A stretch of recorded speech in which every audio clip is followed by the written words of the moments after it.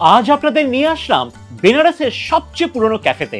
সকাল সকাল বেনারসে গঙ্গা বক্ষে নৌকো বিহার করে পেয়েছে প্রবল খিদে। চলে আসলাম আস্সিঘাটে 33 বছরের পুরনো ওই ক্যাফেতে, যেখান থেকে আস্সিঘাটের দারুণ ভিউ পাওয়া যায়।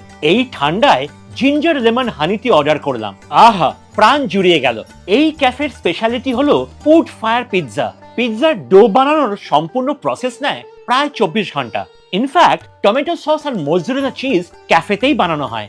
পিৎজার টপিং এ ফ্রেশ পেঁয়াজ, capsicum, olives, jalapeno, mushroom, sweet corn আর মোজরেলা চিজের কোনো রকম কার্পণ্য নেই।